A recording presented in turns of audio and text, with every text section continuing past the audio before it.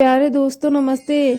आइए हम सुनते हैं बांझ बहू की अयोई अष्टमी की कहानी। सुहानी की शादी हुए 5 साल हो गए थे, लेकिन अभी तक उसके कोई संतान नहीं थी।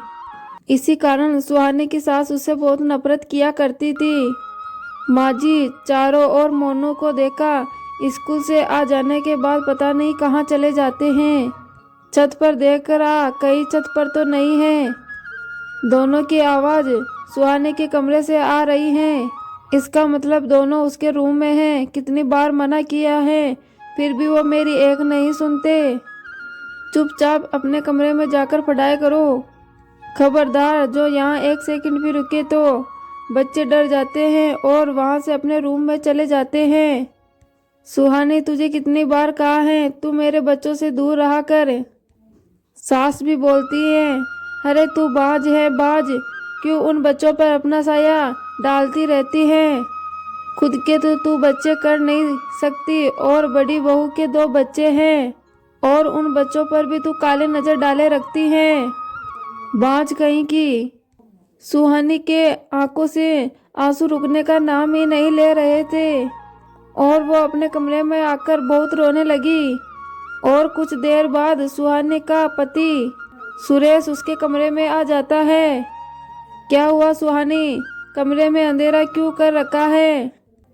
सुहानी बोली, मैं वो थोड़ी देर सोने की कोशिश कर रही थी, सिर में बहुत दर्द है। सुरेश कमरे की लाइट जलाता है और वो समझ चुका था कि यहाँ कुछ ना कुछ तो हुआ है, जिस कारण सुहानी कमरे में बैठी हुई है। लगता है माँ और भाभी ने तुझे आज कुछ कहा है। मैं अभी जाकर माँ से बात करता हूँ। रोजाना वो इस तरह तुम्हें। नहीं नहीं सुरेश, आप रहने दो। उन्हें लगेगा कि मैंने उनकी शिकायत की है। प्लीज आप कहीं मत जाओ। सुहानी बांझ शब्द सुनती रहती थी, इसी कारण वो बहुत दुखी रहा करती थी। अयोई अष्टमी का त्योहार आने वाला था। सुहानी की सास और जेठानी अयोई अष्टमी की तैयारी कर रही थी। बड़ी बहू, ओ बड़ी बहू, उतने में बाहर से पड़ोसन आ जाती है। राम राम कमला बहन। अरे सुमित्रा बहन, आओ आओ, कैसी हो? मैं तो बिल्कुल ठीक हूँ। अयोई अष्टमी के व्रत का सामान लेने गई हुई थी, सोचा तुमसे मिलती जाऊं। और तुम ले आए सामान? अरे बड़ी बहू को आवाज लगा रही थी, पता नहीं वो कहाँ है, और उसे बोल भी रही थी कि तू पर्चे पे लिख दे, मैं खुद ही ले आऊंगी, या फिर मैं नहीं जाऊंगी तो उसके ससुर जी जाकर ले आएंगे। उतने में सुहानी बोली, माँ जी भाभी जी तो बाजार गई हुई है, आप कहे तो मैं लिख दूं पर्चे पे। कमला बोलती है, बिल्कुल नहीं, तू बाज है, मैं तेरे हाथ से अयोई अष्टमी का सामान बिल्कुल नहीं लिखवाऊंगी। उतने में पड़ोसन सुमित्रा बोली, अरे कमला बहन, अयोई अष्टमी संतान के लिए ही होती है, अपनी बहू से व्रत करवा के देख ले, क्या पता अयोई माता इसकी प्रार्थना सुन ले और इस बार ये भी माँ बन जाए। कमला बोली, कोई फायदा नहीं है सुमित्रा बहन, इसने कई अयोई अष्टमी के व्रत किए हैं, पर ना जाने कौन सी किस्मत लिखवा कर लाई है। मुझे तो अब यकीन हो गया है कि ये बाज है और जीवन में कभी इसके बच्चा होगा ही नहीं। पड़ोसन ये बात सुनकर चुपचाप वहां से चली जाती है, लेकिन सुहानी ने यह ठान लिया था कि इस बार वो अयोई माता को मनाकर ही रहेगी। अयोई अष्टमी का दिन आता है। सुहानी की सास और बड़ी जेठानी अयोई अष्टमी का व्रत रखती हैं और सुहानी ने भी अयोई अष्टमी का व्रत रखा। जितना मन करे उतना व्रत रख ले सुहानी, जो 7 सालों से नहीं हुआ वो इस बार क्या होगा। मुझे तो नहीं लगता इस बार भी अयोई माता तेरी प्रार्थना सुन लेगी। उतने में कमला बोली, बहू चलो, पूजा का समय हो रहा है, रसोई में चलकर पूजा की सामग्री की तैयारी कर लेते हैं। उतने में सुहानी के ससुर जी आ जाते हैं और बोलते हैं, सुहानी बहू, मैं जानता हूँ कमला और आरती बहू तुझे बहुत ताने मारती रहती हैं, पर तुम उनकी बातों पर ध्यान मत दो। पूरे मन से अयोई माता का व्रत करो। देखना इस वर्ष अयोई माता तुम्हारी प्रार्थना जरूर सुनेगी और मेरा आशीर्वाद भी सदा तुम्हारे साथ है। धन्यवाद पापा जी। सुहानी अयोई माता के सामने रोने लगती हैं और उनसे प्रार्थना करती है। हे अयोई माता, कहते हैं आप संतान की रक्षा करती हैं, जिनके संतान नहीं होती उनको संतान देती हैं, पर आज तक माता आपने मेरी प्रार्थना नहीं सुनी। 5 शब्द सुनते सुनते मैं परेशान हो गई हूँ। हे मैया, मेरी प्रार्थना सुनो, मेरी झोली में संतान सुख दे दो माँ। सुहानी अपने कमरे में बैठी थी और उसकी सास और जेठानी रसोई में पूजा का खाना बना रही थी और साथ ही साथ सुहानी की सास उसके बारे में बातें भी करती जा रही थी, जिसकी बात से सुहानी बेखबर थी। पता नहीं बहू, हमने भी बच्चा पैदा किया है और तूने भी बच्चा पैदा किया है, और न जाने ये एक बाज है जो हमारे घर में कहाँ से आ गई, जिस पर अयोई माता भी कृपा नहीं करती। पता नहीं कौन से मन से अयोई माता का व्रत रखती हैं। आरती बहू बोलती है, माँ जी मुझे तो लगता है ये झूठा ड्रामा करती है। क्या पता अपने रूम में कुछ खाती होंगी और हमारे सामने ये व्रत रखने का नाटक करती होगी। मोनू, वर्षा, ये क्या शोर मचा रखा है? पता है ना घर में पूजा है। चुपचाप अपने कमरे में जाकर बैठो, वहाँ आंगन में पूजा का सामान रखा हुआ है। वर्षा और मोनू आंगन में खेल रहे थे। अचानक मोनू खेलते खेलते जमीन पर गिर जाता है। तभी सुहानी उसे उठाने के लिए दौड़ती है। मोनू बेटा, ध्यान से, कहीं तुम्हारे लगी तो नहीं। उतने में वापस आरती बोलती है, तूने फिर से मेरे बच्चे को हाथ लगाया, वो भी आज के दिन। आज तुझे पता नहीं है क्या, आज अयोई अष्टमी का दिन है, और अपना काला साया मेरे बच्चों पे ना डाल।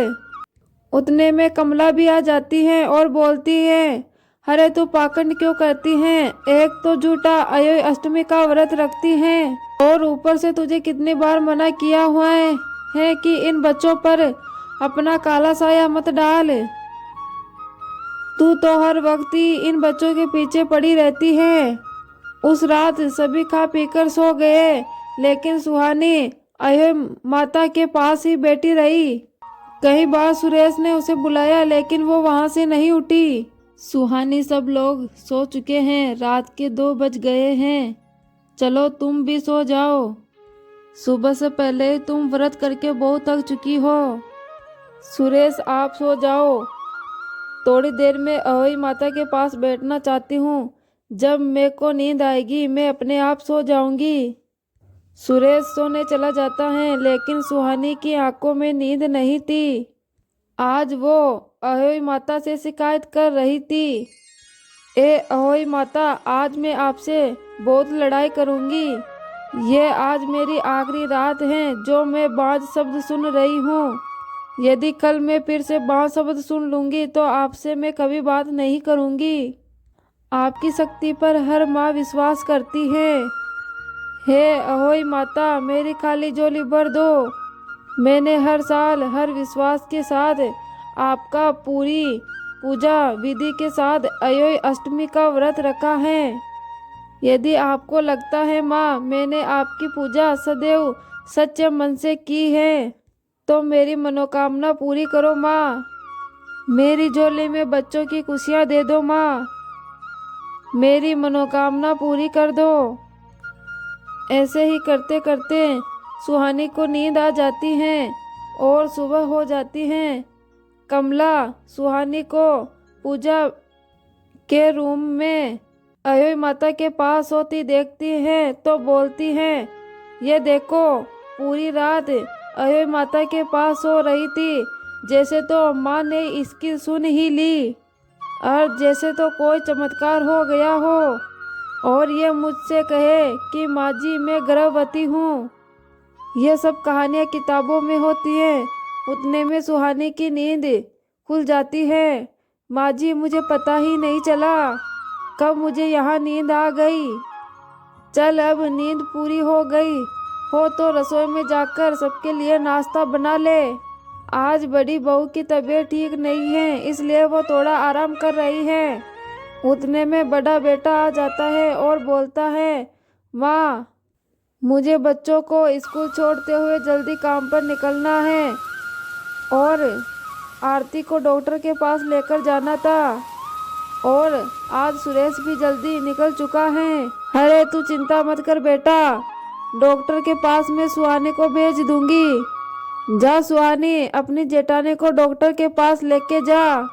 सुहानी अपनी जेठानी आरती को डॉक्टर के पास ले जाती है और डॉक्टर के पास पहुंचते ही अचानक सुहानी को चक्कर आते हैं और वो जमीन पर गिर जाती हैं। डॉक्टर बोलते हैं, अरे इन्हें क्या हुआ सिस्टर, जल्दी से इन्हें बेड पे लेटाओ। कुछ देर बाद आरती बोलती हैं, कल हम सबका व्रत था ना डॉक्टर साहब, इसलिए सुहानी को चक्कर आ गए होंगे। नहीं आरती जी, वजह कुछ और है। आपकी देवरानी माँ बनने वाली है, यह प्रेग्नेंट है।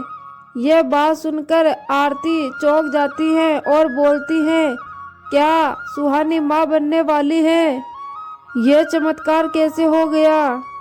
सुहानी जानती थी कि आज उसकी झोली में ये खुशियाँ अयोई माता की कृपा से ही आई है और घर आकर सुहानी अपनी सास को कहती है, माँ जी आज मुझे अयोई माता की कृपा से माँ बनने का सुख मिला है। उन्होंने मेरी मनोकामना पूरी कर दी। पर मेरे साथ पिछले दिनों में जो कुछ भी हुआ उन सब ने मेरे मन को तोड़ दिया है। उन बातों से मैं बहुत दुखी रहती हूँ। मैं यहाँ नहीं रह सकती। अब मेरा मन नहीं है आप सबके बीच रहने का। मैं अब आपसे अलग रहूंगी। यह बात सुनकर कमला बोलती है, नहीं नहीं बहू, मुझे माफ कर दे। मैं ये अहोई माता के चमत्कार को नहीं जानती थी। मैं तो उनकी शक्ति पर ही शक कर रही थी। पर आज सचमुच में अयोई माता की कृपा से ही तू माँ बनी है।